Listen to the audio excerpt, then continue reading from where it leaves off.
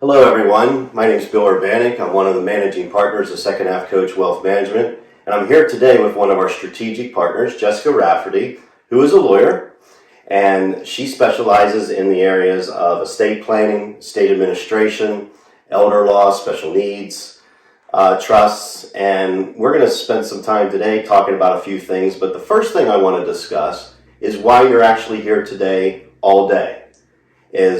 We're doing one of our will review days today, and Jessica's going to be here all day meeting with people. So before we get into our little questions, I'd like her to explain a little bit about will review day, how's that going, maybe give some examples of some things that you're finding and helping people with, because we'd really like to keep doing these in the future for our clients to provide that additional value and to give you access to one of the best minds in our area in this expertise. So Jessica, tell me about Will Review Day. How's it going? It's going great. So thanks, Bill. And thank you guys here. I've really had a fun time with Will Review Day. It's a tongue twister. It is. But what people have been doing is if they do have wills, they'll bring their wills to me. Mm-hmm. If they have financial powers of attorney, healthcare powers of attorney, living wills, they're also welcome to bring those along. I'm happy to review whatever they have. And then I'll kind of take a look at that with them here. Mm-hmm. And then if we need to schedule any follow-up appointments, which we often do, we have had an opportunity to at least talk to get kind of an idea as to what your client's goals are, and we can go from there. Now, if you don't have a will or you don't have financial powers of attorney, don't let that stop you. I'm happy to speak with you as well, and we can kind of start from the ground floor and work from there. But if you do have current documents, I'm happy to take a look at them. A lot of times if you have a will, it doesn't necessarily need updated. Mm-hmm. But I always go through with the clients exactly what will happen in that will. And then they have an opportunity to tell me if they don't want that to happen anymore, and we can fix it. I'm glad you said that, because from my side of the desk, oftentimes clients will tell us, as financial advisors, here's what's supposed to happen, and we will be looking at their wills, reviewing them, and we'll be like, no, that's not how this is set up. I think you may be confused. So the fact that you're able to, you start the session with kind of explaining what they have in place and getting them back to that original thought of why they did it and what they were trying to attend, and seeing if those intentions still match what's in the writing. Exactly. I think it's an excellent way to start. The other thing I want to mention is our feedback on Will Review Day has been fantastic. Number one, anyone who has needed wills or any other type of estate planning work and has used Jessica, the feedback coming back has been excellent. One of the other things I want to mention is when Jessica is determined that there's really nothing that needs to be done new or to amend, she honestly tells you that. So this is a consultation. This isn't a sales pitch. This is a consultation. It's an opportunity to see if what you have is up to date, still doing what you originally intended. And if it is, great. And you leave with that peace of mind knowing that you don't have to do anything at no cost, because Jessica was willing to give you that consultation. And then if things do need updated, you can go right ahead and schedule those updates with her and work with her the night going forward. So it's a great entryway into a room that a lot of people don't want to enter, which is pulling out that estate plan and making sure it's on pace with what they want to accomplish. Exactly. So thanks for reviewing that. These are something we'll continue to schedule. We're getting more and more requests for them, so be on the lookout for information coming out to them in the future. Of course, always on our website as well. And we, at events, will always let people know when the next ones are too. So, estate planning. Yes. Lawyers are, I guess, licensed to do basically anything within the realm of law. Tell me why you chose estate planning. Yeah, so I truly love what I do. I will start with that. And the reason that I do is I feel like the estate planning area of the law is actually a way that you really can help people directly. Other areas of the law, and I have practiced in other areas of the law, I felt like I was kind of missing that interaction with people. This just allows you to very, very easily get to know them, get to know their family, and really make a difference, which I know sounds corny, but that is truly why I went to law school. And so this area of the law allows me to do that. Well, it's not corny. It's actually why you're here. We've always considered ourselves a relationship-driven firm, not a sales-driven firm. So a lawyer who values a piece of the law for the ability to work with people and get close with people and learn about people and form a relationship with people is exactly the type of lawyer that we were looking for to do this. That they weren't just a case, right. That they were somebody that meant something to you and that you felt a part of their lives and helping them accomplish their goals, which is exactly as advisors what we try to accomplish. Right, and that's why it's a perfect match, really, you know. And I will tell you, I do follow up with everybody I do planning for every 3 years is what I do. And it is never because you have to update it or that there's any type of problem. I have just found it's a good check-in point for people. Sure. Just to revisit it, because people oftentimes will do these plans, put them away, think they've done a good job, and pat themselves on the back and never look at them again, right. Which can cause problems. But their lives could have changed too. Exactly. With their children, grandchildren, a lot of things could have changed. Absolutely. You know, maybe some of the charities they mentioned are no longer a top charity. Right. Do you do that as a free consultation? I do. That's fantastic. I'll either give them a call or send them a letter and just say, hey, look, we're just checking in. If you want me to take a look at this, feel free to call the office, and that's what we do. And that's a lot of times the people with the will review day, even if everything is good, I'll take their information and then just kind of put them on my 3-year check back list. Exactly.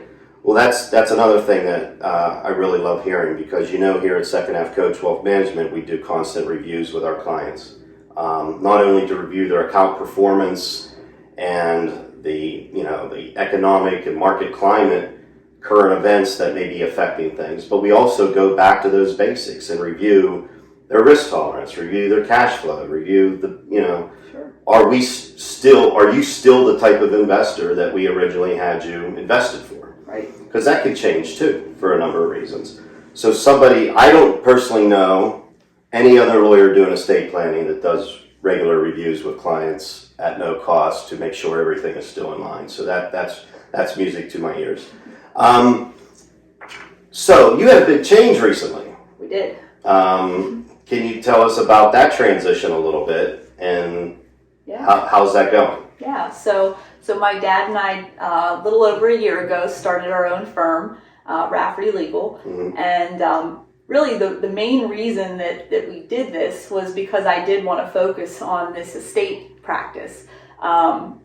It was not something that we were focusing on at the other firm, and this has now just become my main area of focus, and it's been a wonderful transition.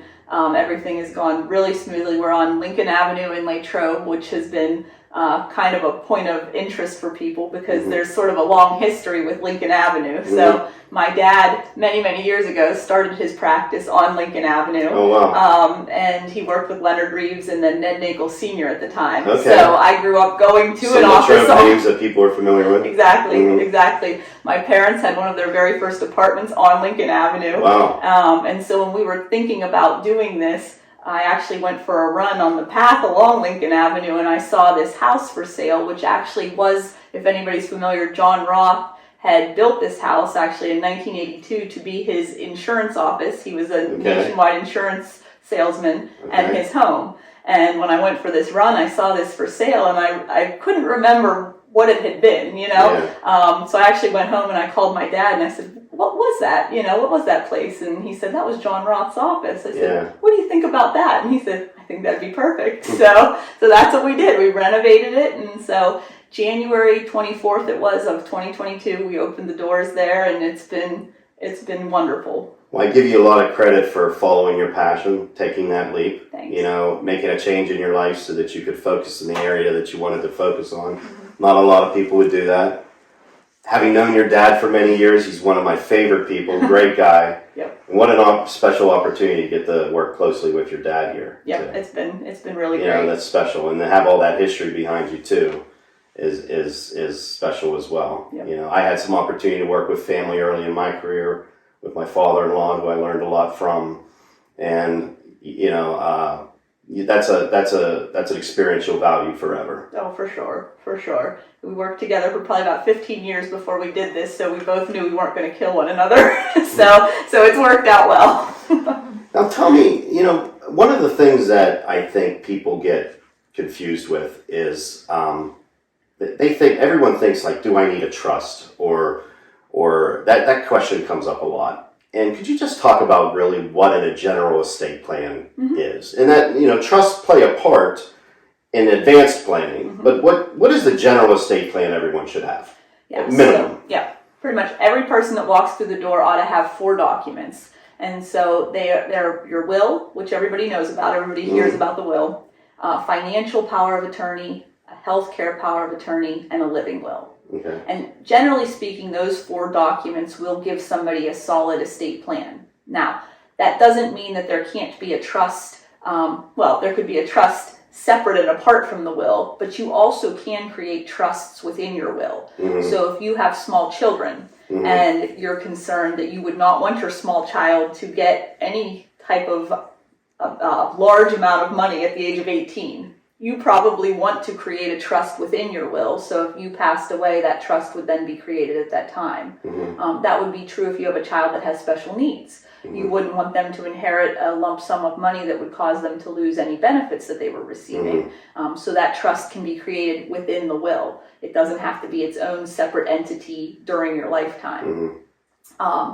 Trusts can be used as well a lot of times people have a child maybe that had a drug addiction in the past, and they're a little bit nervous, even if the child's doing really well, just to have them receive a lump sum of money can be a lot of pressure. Some people can just not be good with handling their money, and they want to put somebody else in charge of handling it for them. That's exactly right. So it doesn't mean bad intentions, just to protect them. Absolutely, protect them from themselves. So those are options, but that's not something that everyone needs. Right. The will itself would take care of making sure that your assets and your property and whatever else you happen to have would pass to the people that you want the property to go to. Right. Now, that being said, and you would know this better than anybody, there are also types of assets where you can name beneficiaries on them. And so those assets, and that is important to keep in mind, those assets will pass in accordance with those beneficiary provisions. The companies that you are, like if you have an investment account and you say, I want person A to receive my investment, and you say in your will, I want person B to receive everything, person A will still receive that investment. Because you've made a contract, and that supersedes the will. So I do talk to people a lot about that. If people want to make sure that everything goes in the same, it goes to the same people, we just make sure it matches. Right. Some people don't want it to go to the same people, in which case we have that conversation. That is a big misconception of people are not aware of how their money transfers. They think everything automatically ends up in the will.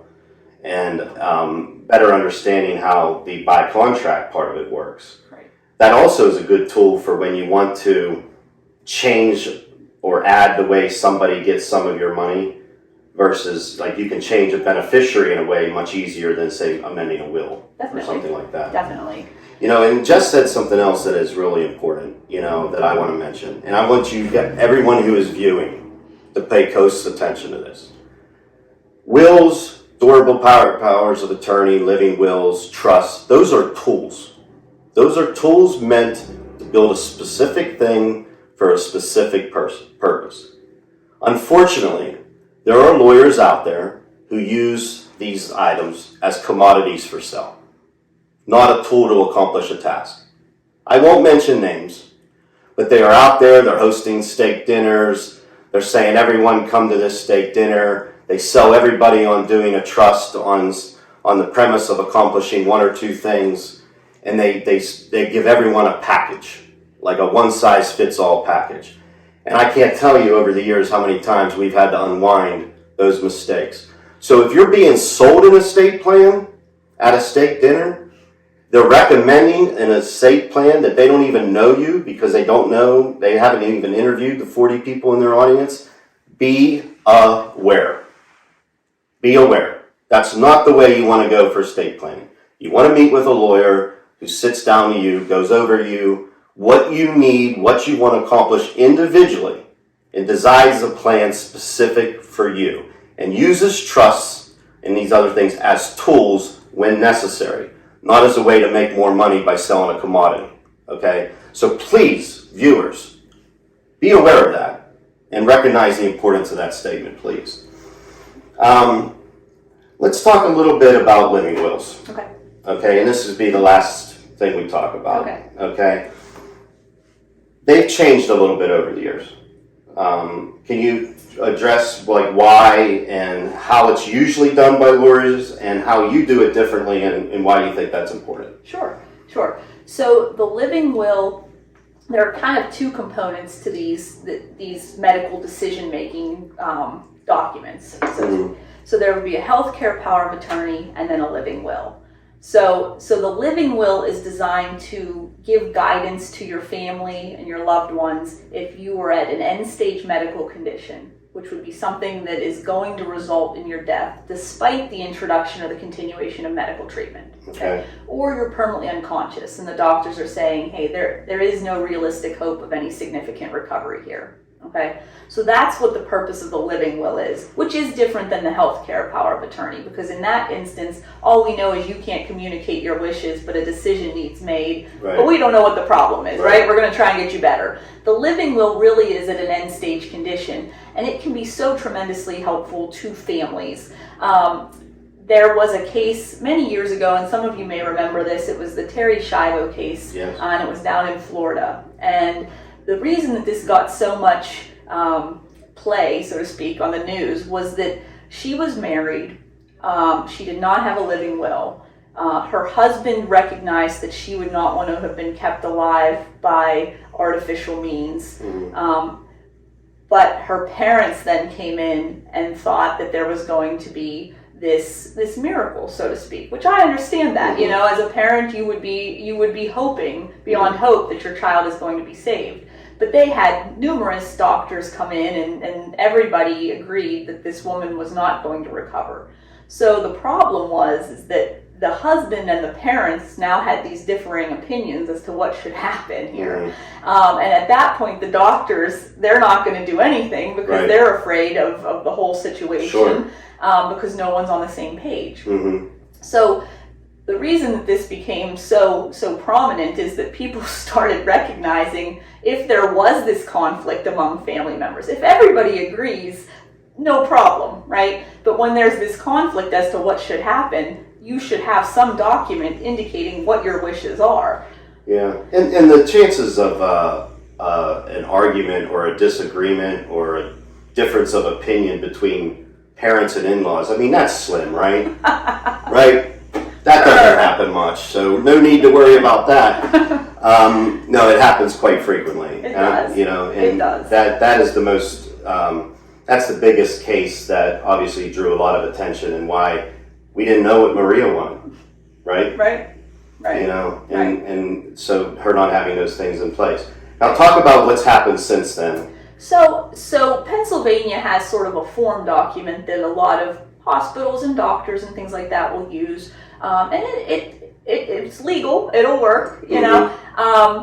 What I have found is that it a lot of times causes confusion because there will be numerous kind of check boxes on these forms, and it'll ask you, you know, do you want a feeding tube? Do you want a ventilator? Do you want antibiotics? Do you want dialysis? That kind of thing, you know, and you have to say yes or no to that. Now, sometimes people answer those rather inconsistently because you're given all these different choices. Sometimes people answer those not really knowing what the scenario is going to be when it's needed, and so you're sort of answering these things in a vacuum, right? So the way that I prefer to do this and what I believe is clearer to both the people reading it, which would be your loved ones, and the people at the hospital reading this, is simply to state what your general philosophy would be regarding your end-of-life decisions. And what most people say, and this, you don't have to do it this way, I can write it however, you know, whatever your feelings are and whatever your belief system is, I can sort of write it to reflect that. Because I've had some people, obviously, that have different religious beliefs, and people in the Catholic Church want to make sure that it adheres to the Catholic faith and so forth, and we do that. Sure. But the bottom line is most people say if they've reached an end-stage medical condition and they're not going to recover from this, they wouldn't want their attending physician to continue to perform medical treatments on them and to do medical procedures on them simply to prolong the process of dying. They do want to be kept comfortable and they do want pain alleviated, right? And so if you're looking at it and you understand that is the person's goal, all of those check boxes are then answered for you. Because if the purpose of the treatment is to prolong the process of dying, you would not want it. But if it is to relieve the pain, you would want it. And where that becomes really, it sort of flags itself as a problem is the question about, do you want antibiotics, right? Because antibiotics can serve different purposes. So if you had, say, a bladder infection or a urinary tract infection, right, that's very painful. So in that instance, you would want the antibiotic to relieve the pain. Right. But if the antibiotic were being given to you to prolong the process of dying, you wouldn't want it in that scenario, right? So I'm glad you said that, because I'm going to end with this story. Is I had a family situation come up years ago where someone close to me had a living will, and in that it said they didn't want a breathing tube. They were in the hospital with a bad case of pneumonia, and they needed help breathing. And they wanted to put a breathing tube in. And there was disagreement among the kids on mom doesn't want a breathing tube. And they said, well, she doesn't want a breathing tube if it's prolonging her life. This is not about keeping her in a state of unconsciousness and just breathing on a machine. This is about to help her breathe until we can get this fluid out. Right. This is a life-saving measure, not a life-preserving measure. So going with that extra, there was arguments, and they eventually went with the saved her life. She lived 8 more years. And two of her kids were saying, Mom don't want that. And she lived 8 more years. So not to scare anyone, but being a little bit more specific and making sure you know what's being in your documents is really important. So thank you for telling that. That's pretty much wraps everything up for today. I think we've covered a lot of things. If you're interested in meeting with Jessica on your own and skipping the will review day, you can certainly contact her office and schedule consultations there. If you want more information about her, you can reach out to us too. Thank you for joining us again for another episode of Hot Coffee, Hot Topics. Look forward to seeing you again.